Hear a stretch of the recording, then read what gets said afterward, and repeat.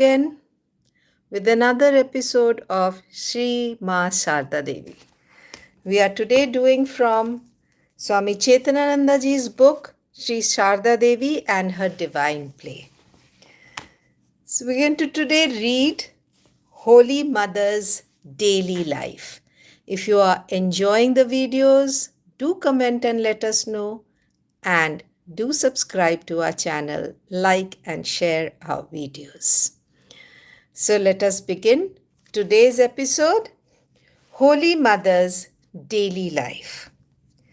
It is amazing how the mother lived harmoniously with her young nieces, sister-in-law, the women devotees, and also the young monks and male devotees in the small living quarters of Jayrambati. So here we're going to talk about Jayrambati. Although all were her children, she kept an eye on the men and the women devotees so that they did not mix or talk freely.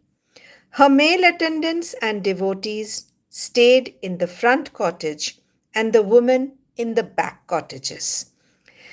During meals, the mother would call the men devotees, feed them, and talk to them. But she did not allow them to linger. She reminded them, whatever we might be, my children, we have female forms. The mother made a special effort to instill monastic ideals in the hearts of her young attendants. 100 years ago, that is in 1915, the mother was still living in her physical body on this earth and lived in Jayrambati and Calcutta. Though we were not fortunate enough to see her divine play, her disciples left their reminiscence for us. We can now visualize her daily routine, how she cooked and cut vegetables, what she ate, and what her favorite dishes were.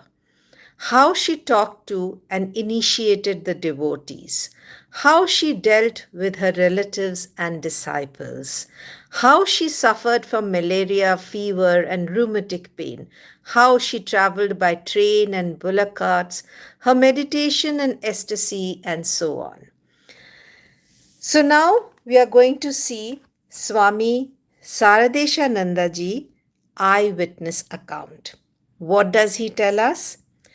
Early in the morning, the mother would get up, wake the master, put his pitcher on the altar. After bathing, she prepared the things necessary for the master's worship, cut the fruits, and got the food ready for him.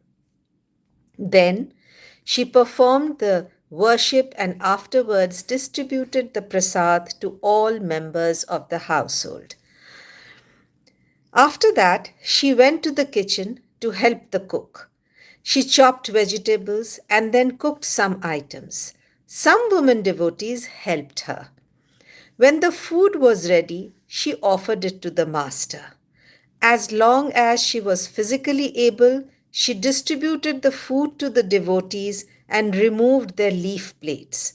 Later, sitting on the veranda, she watched her children eat and instructed the servers to give more food to some of them. After lunch, she served them beetle rolls. She loved to see the disciples chewing beetle after a nice meal. Sometimes she shared some of her food with her brother's family. After lunch, the mother cleaned her teeth with tobacco powder and answered the questions of the devotees. Then she would go and rest. Again, Swami Saradeshanandaji recorded what Holy Mother generally ate in Jayrambati. The menu was like the menu of an ordinary middle-class family. Breakfast was puffed rice, lunch was rice, urad dal, poppy seed curry, a hot vegetable curry, chutney, and sometimes spinach, another vegetable dish, boiled vegetable, a fried dish, occasionally fish for the devotees. Previously, the mother used to cook and also serve. Later, She instructed her attendants about how to set the leaf plates and asan properly. That is, maintaining equal distance from one another and an equal water level in all glasses. When the food was ready, she called the monks and devotees to come and eat so that flies would not sit on the food. If anyone was late, she waved the corner of her upper cloth to drive away the flies from the food. She joyfully watched her children eat and asked the server to give more to some of them. Supper was chapati, a type of flatbread, and a vegetable curry, milk, and molasses. The mother used to make the dough and flatten the chapatis. When the food was ready, she offered it to the master and then covered the dishes so that they would remain warm. Some evenings, Aunt Bhanu would massage the mother's feet. If she was tired, she would lie down on the veranda and asked her attendant to rub garlic oil on her legs. When the disciples had finished their japa and meditation, the mother called them for supper. The mother protected the food with a stick so that Radhu's cat would not eat it. There was an oil lamp flickering on the dark veranda, and the mother sat with her back against the wall and her legs extended. No one knew where her mind roamed in that silence. Now, this is a very important thing. She was doing all the activities of a general village woman, whoever at that time, they all did the same thing. But mother's mind, we never knew where it was. She was always somewhere above this world, in meditation, in spite of all the work. The mother was very concerned that the monks and devotees in Jayrambati not suffer from lack of food. The mother first fed the men devotees in Jayrambati and then she ate with the women.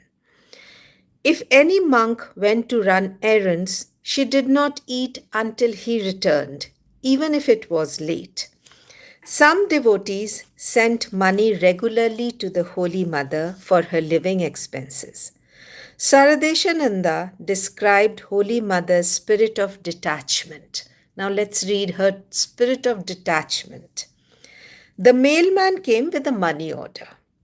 The mother affixed her left thumb impression on the receipt and someone attested it. Left thumb impression of Sri Sarada Devi. Then the mailman counted the money and handed it over to the mother, who put it in a box in her room. She then gave some refreshments to the mailman, talked to him a little, and bade him goodbye. No one knew who had sent the money or how much. Later, at her leisure, she gave the money order coupon to her attendant and asked him to write a letter of acknowledgement with her blessings to the sender. If the attendant received the money order, she asked him not to count the money, saying, "My child, the tinkling sound of coins generates greed in the minds of human beings, and the money has such power that even a wooden doll opens its mouth to take it." Swami Gaureshwarananda ji recalled, the mother managed her living expenses, but she never had much money on the hand. She opened her box and gave me money for marketing. She would give me almost all the money in the box and say, "Buy 1 rupee worth of oil, 1 rupee worth of flour, 2 rupee worth of ghee, and so on." I said, "Not that way, mother.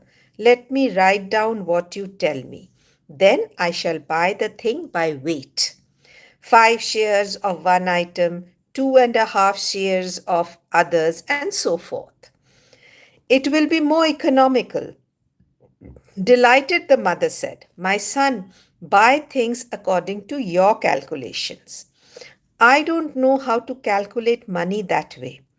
At times, when all the money was spent, she would say, "Well, when Indu will send money in a few days, then we can buy things in large quantities." Indu, a Rachi devotee, used to remit 15 rupees on the first or second day of every month. The devotees often presented Holy Mother with delicious food and fancy sweets and fine clothes. She accepted them with joy and blessed them. But this was only for satisfaction of the devotees. She had no attraction at all for those things. The mother wore saris that were suitable only for middle class women, and she used them till they were torn. Sometimes she wore patch saris and distributed the new ones that she had received to the poor and the needy. Surendranath Gupta, a disciple from Assam, wanted to buy a fancy silk sari for the mother. When she heard that its cost 80 rupees, she flatly refused to accept it. She realizing that the devotee's eagerness, she asked her attendant to write to him, "If you want to spend that money, you should instead buy a piece of land that will serve the monks and the devotees." So she had no attachments, no love for worldly things, no love for money, but she used everything, showing us the way to behave in this world. Hope we learn something from Mother's daily life and incorporate it in our own lives. Hope you enjoyed today's episode. Stay tuned and do subscribe to our channel. Thank you so much for being with us. Namaskar.